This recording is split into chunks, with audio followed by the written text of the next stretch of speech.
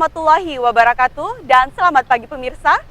Jumpa lagi bersama saya Siti Fitriasari dalam program Berita Sultra Pagi.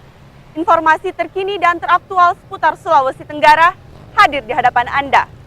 Berikut berita selengkapnya.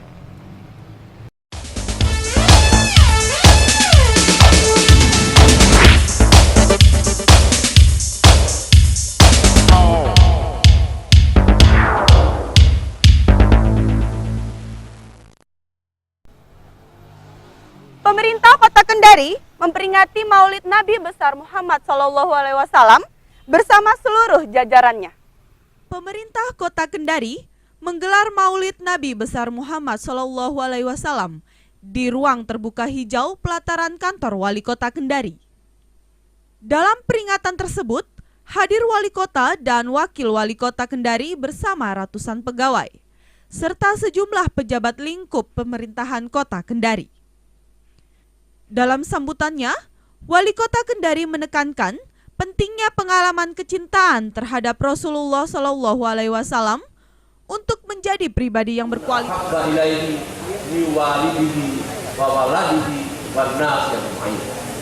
Tidaklah beriman seseorang dari kalian sampai aku, kata Rasul, Anda lebih cintai daripada ayahmu, anakmu, dan manusia seluruhnya. Jadi kita sebenarnya harus menempatkan kita itu secara hierarki.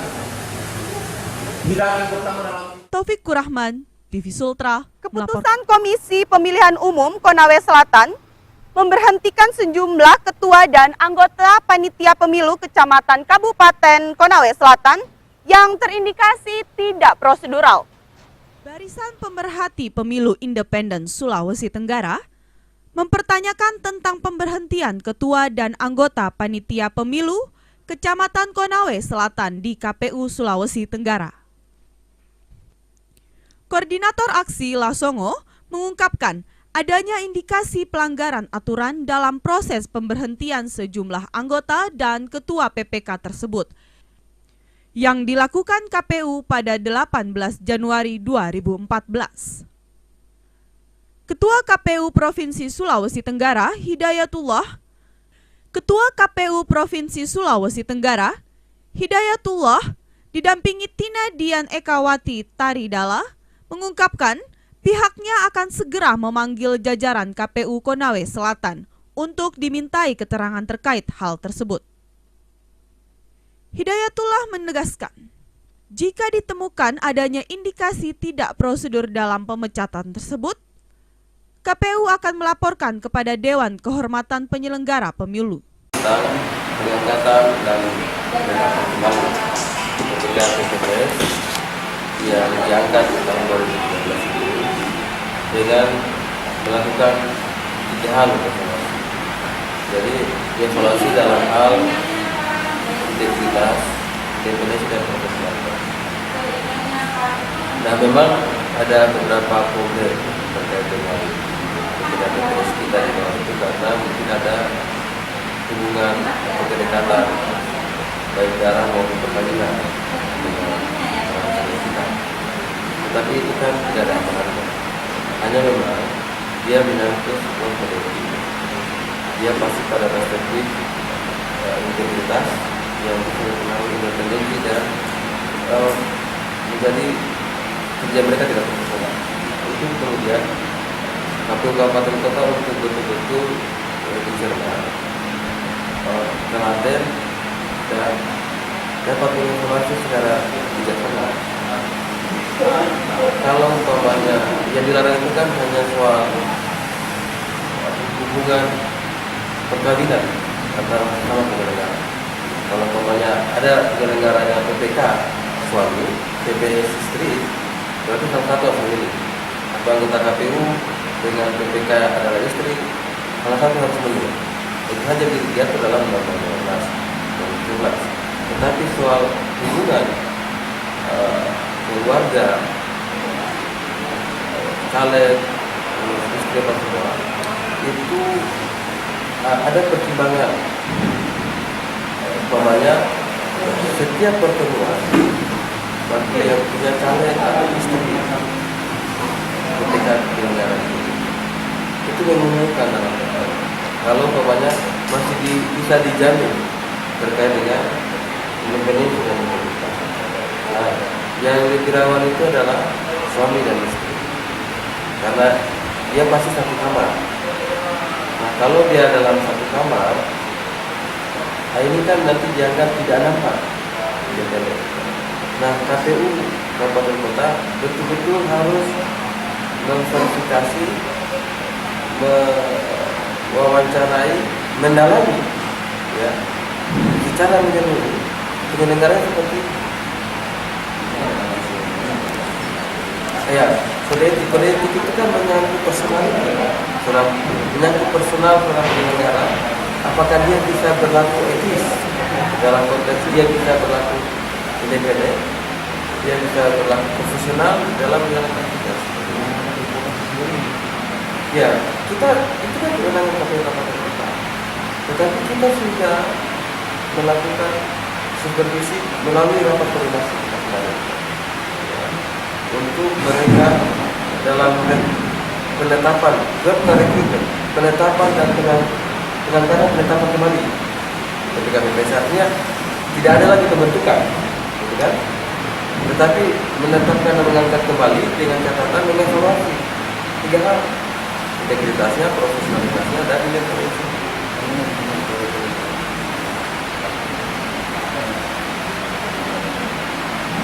Kita beritahu, kita masih panggil mereka.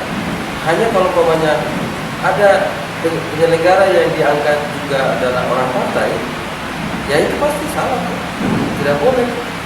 Itu harus dianulir bahwa kalau mengangkat seorang PPK itu dia adalah anggota partai politik, tidak boleh. Nah, itu yang kita mau klarifikasi. Kalau umpamanya itu adalah SK lama, ya minimal paling maksimal 5 tahun dia sudah tidak berparpol.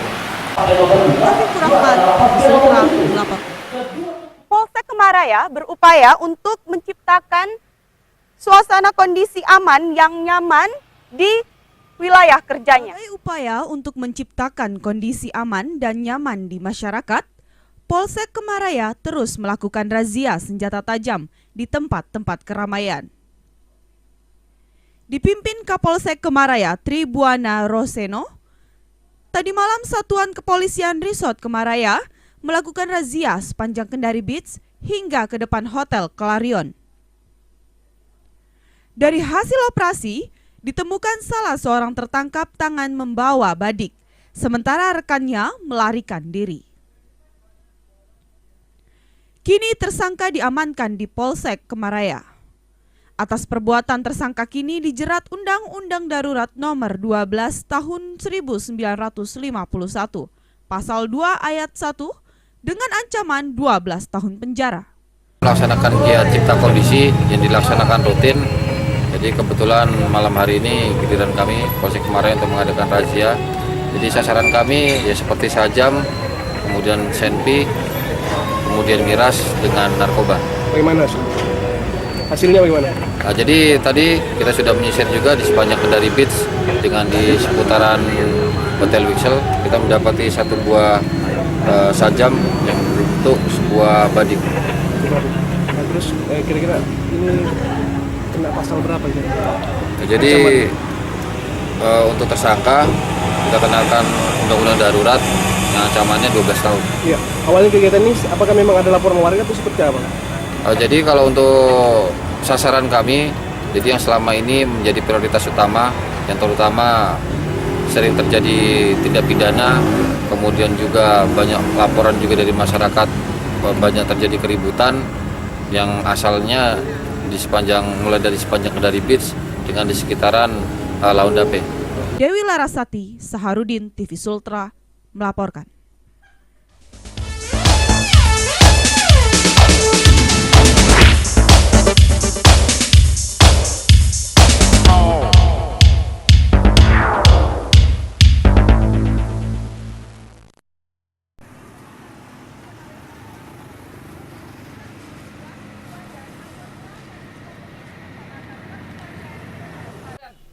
Kembali lagi bersama saya dalam Sultra Pagi. Tadi sudah beberapa berita yang telah kami sajikan, dan berita selanjutnya, meski perusahaan pertambangan telah ditutup, Namun masih ada warga yang tertangkap basah menyembunyikan solar. Pemberlakuan Peraturan Menteri ESDM Nomor 7 Tahun 2012 telah menghentikan pengoperasian perusahaan pertambangan. Namun masih ada juga warga yang menimbun BBM berjenis solar ini. Berdasarkan penyidikan selama 7 hari dari gerak-gerik tersangka, pagi tadi Satuan Reskrim Polres Kendari menggerebek rumah tersangka.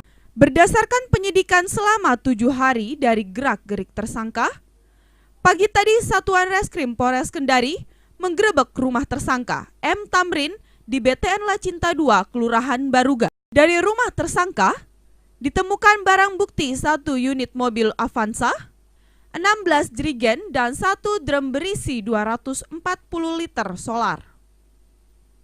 Kini tersangka masih dalam penyidikan dan belum mengakui motif dari penimbunan solar ilegal ini. Atas perbuatannya, tersangka diancam pasal 55 tahun 2002 tentang migas dengan ancaman 6 tahun penjara. Jadi tadi pagi pukul 8 kita berhasil mengamankan 1 unit mobil Avanza bersama 16 jerigen BBM jenis solar yang diduga ditimbun oleh salah satu tersangka atas nama M. Tamrin, tempatnya di BTN Lacinta 2, Kelurahan Baruga. Dari hasil penyidikan kita selama kurang lebih 7 hari mengikuti gerak-gerik daripada tersangka, dan tadi pagi kita bisa memastikan bahwa di rumahnya dijadikan tempat untuk penimbunan solar. Jadi tadi pagi baru kita laksanakan penggerebekan di rumah tersangka. Kemudian selain 16 jerigen, kita juga di rumahnya dapat 1 drum berisi 240 liter BBM jenis solar yang juga ditimbun oleh tersangka, dan sekarang sudah kita amankan di Polres. Dewi Larasati, Saharudin, TV Sultra melaporkan. Sekolah Kejuruan Negeri 2 Kendari mengaku tidak tahu terhadap siswanya yang menjadi tersangka pencurian sepeda motor beberapa waktu lalu. Dari hasil penangkapan pelaku pencurian sepeda motor di Kemaraya beberapa hari lalu, salah seorang pelaku yang berinisial RND mengaku siswa SMK Negeri 2 Kendari yang duduk di bangku kelas 11 jurusan elektro.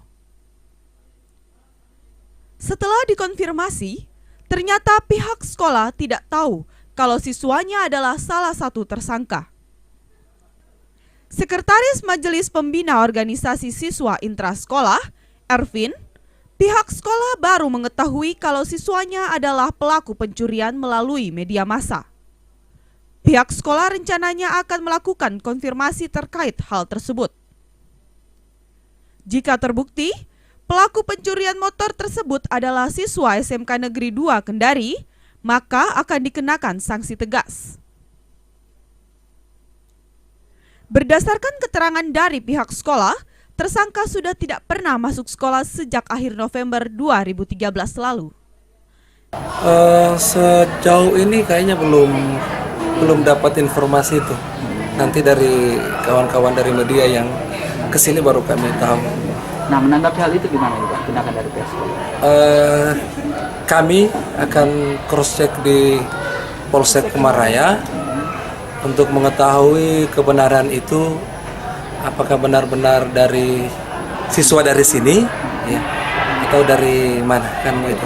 Nah, Pak, memang di SMK 2 ini baru pertama kali siswa yang melakukan curanmor. Iya, untuk masalah curanmor, siswa kami belum pernah, dan kalaupun terbukti ini baru pertama sekali. Ya. Nah Pak, jika terbukti Pak pelaku curanmor dari SMK 2 ini, tindakan pemberian sanksi atau gimana ini? Tindakan itu sudah jelas, mulai dari skor, ya, diskorsing, sampai pada akhirnya kalau betul-betul itu terbukti, itu akan dikeluarkan dari sekolah. Dewi Larasati, Saharudin, TV Sultra melaporkan.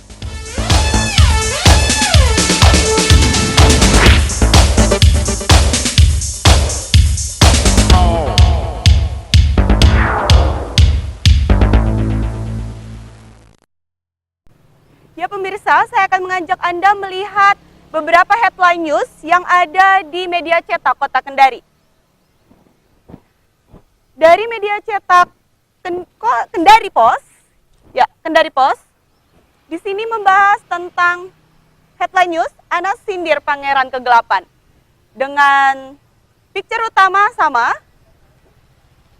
gambar Anas Urbaningrum, membahas tentang sindiran dari Anas Urbaningrum sendiri yang dilontarkan dalam kutipan Twitter dari Anas Urbaningrum.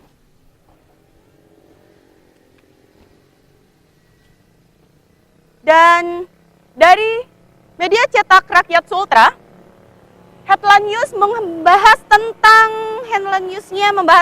masih ada 100 juta warga miskin. Ini membahas tentang warga miskin yang berada di ibu kota Jakarta, Indonesia, tentunya ya. Masih banyak warga-warga miskin yang masih kurang perhatian dari pemerintah. Dan dari Harian Berita Kota